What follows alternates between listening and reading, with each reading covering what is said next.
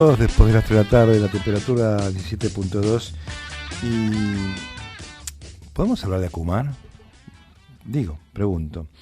Porque la Fundación Soberanía Sanitaria presentó un informe sobre cómo el gobierno de Macri abandonó el plan de saneamiento y asistencia de Acumar.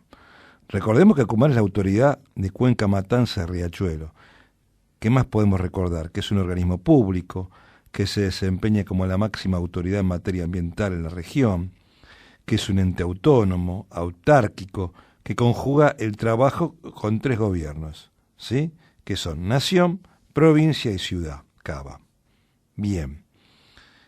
¿Qué está pasando hoy en Acumar, en el Riachuelo?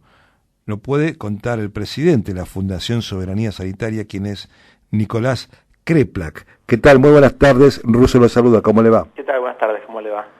A ver, ¿y cómo anda el Riachuelo? Bueno, el problema que tenemos con la autoridad de la Cuenca Matanza y Riachuelo es que, como en otras áreas del Estado, han decidido subejecutar el presupuesto, vaciar de contenido y dejar de llevar políticas adelante, pero con una particularidad. Yo creo que la descripción que estaba haciendo usted recién de esta institución es interesante, porque tampoco es que se crea solamente por una decisión política, es una institución particular. Se crea porque el Estado Nacional, el de la ciudad y la provincia están condenados por la contaminación que hay en la cuenca de los ríos Matanza y Riachuelo y el efecto que produce en la salud de toda esa población. Claro. Entonces tiene la obligación, y ante la Corte Suprema de Justicia tiene que ir rindiendo cuentas de la ejecución de un plan de saneamiento integral que la última vez que presentaron los resultados fue bochornoso, y en función de los resultados que hay de todo esto es que nosotros hicimos un análisis y dijimos, bueno, a ver, ¿qué es lo que está sucediendo? ¿Cómo se está trabajando en el cuidado de la salud de esta población? Que si usted tiene o tuvo la oportunidad de conocer y de recorrer, es una población que mayoritariamente se trata de asentamientos muy precarios, donde que se inunda muy fácilmente, que hay agua servida, digamos, que está contaminado los suelos con plomo y cromo. Estamos hablando de una población muy vulnerable. Es decir, que el Estado se retire es el abandono, digamos, en la gran parte de las posibilidades que tiene de vincularse con alguna cuestión de salud, ¿no? Claro. Y lo que pudimos ver es tremendo, porque comparamos con el 2015, nos permite esto de la comparación de un año al otro, porque así uno puede ver, bueno, cuánto se hacía y de qué manera se hacía. Yo creo que no solo es un problema cuantitativo, sino que hay un impacto cualitativo muy grande. Pero en términos cuantitativos creo que es muy significativo decir que de 145 operativos que se habían hecho durante el 2015, en 2016 se hicieron 44. Que se hicieron 101. La tercera parte. Sí, la tercera parte. Sí. Y eso repercute en cualquier cosa que querramos mirar, digamos. Si uno dice, bueno, ¿cuántas prestaciones se hicieron? De las 77.000 que se hacían en 2015, se hicieron 29.000 en 2016. De la cantidad de las vacunas que se daban, que eran 2.638 vacunas, se dieron 726. Estamos hablando de mayormente en los niños, ¿no? De prevenir enfermedades en los niños. De la cantidad de pacientes atendidos, de las 32.000 que había en 2015, atendieron 12.700 en 2016. Esto es, y así tenemos de cada uno de todas las cosas, ¿no? De los 12 camiones hospitales que hay, para hacer todo este trabajo territorial, itinerante, que van de barrio en barrio y van trabajando con las comunidades y fortaleciendo los recursos locales para que a medida que el camión se retira, quede construido una red de salud. De los 12 camiones se utilizaron 4. Sí. ¿Y de cuánta población estamos hablando? ¿Cuánta gente? Bueno, es una población, la verdad que la cuenca tiene una influencia en casi todo el conurbano bonaerense, digamos. Cuenca, Matanza y Riachuelo son,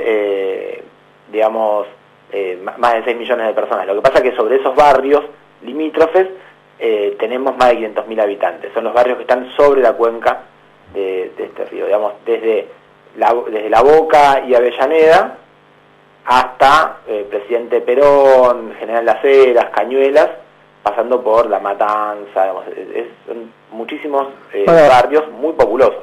Te pregunto, la autoridad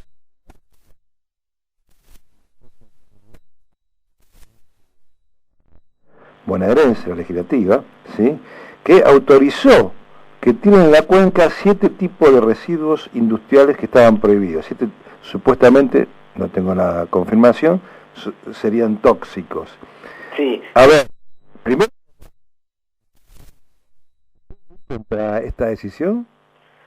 Bueno, yo creo que es una decisión que técnicamente no está avalada, pero bueno, hay muchas posibilidades técnicas de trabajar alrededor de eso. Lo que es muy significativo es que las únicas medidas que toma ACUMAR son de ser más laxas en los controles respecto de las industrias y ninguna conducta respecto del cuidado y la atención de la salud.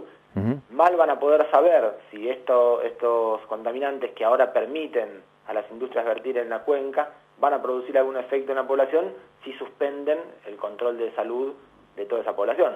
Claro. Entonces, bueno, si uno se tapa los ojos no va a poder ver los resultados. Pongamos un dato histórico a todo esto. El riachuelo hasta el año 1955 se nadaba, se practicaba competencia de yachting, y quien autoriza, ¿sí?, que se tire basura y residuos tóxicos es la revolución mal llamada libertadora. Sí. Estamos viviendo en los mismos tiempos. Y también hay que reconocer otra cosa. Desde que se crea ACUMAR, uno que está acostumbrado a cruzar el puente Pueyrredón habitualmente, Sí. cuando hace 20 años había un olor que uno lo empezaba a percibir 10 cuadras antes de cruzarlo y lo seguía percibiendo todo el trayecto, y ahora ya no está ese olor. Se ha logrado sanear, se ha logrado bastante, ¿no? Se ha logrado remover todos los barcos hundidos, los autos que los tiran, se han levantado la gran mayoría de los basureros que se hacen, que genera la población sobre las márgenes, pero eso necesita un trabajo continuo y persistente.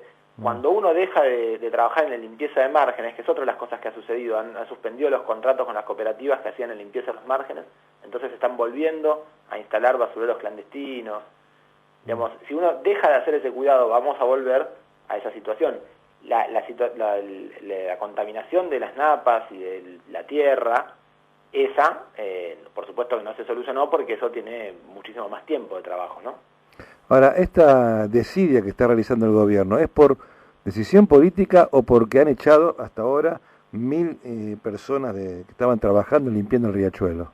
Bueno, tiene que ver un poco con todo, ¿no? La decisión política de ajustar, pero por otro lado hay una decisión política de sacar el Estado, porque hay muchos promotores de salud que trabajaban yendo casa por casa y recomendando, digamos, el trabajo en salud, que se les cambió las funciones, se los mandó a hacer otras tareas administrativas en lugares puertas adentro, los sacaron de los territorios. A muchos se los echó, muchísimos de los mejores profesionales decidieron irse porque veían que no tenía sentido ir a trabajar ahí, y a muchos otros les reasignaron tareas, cuestiones que tengan menos capacidad de resolver problemas. Claro, pero ¿cuál es lo que yo no veo? Es ¿por qué hay que ensuciar más el riachuelo? ¿Cuál es el beneficio para el gobierno? No, lo de ensuciar más el riachuelo tiene que ver con menos controles a las industrias.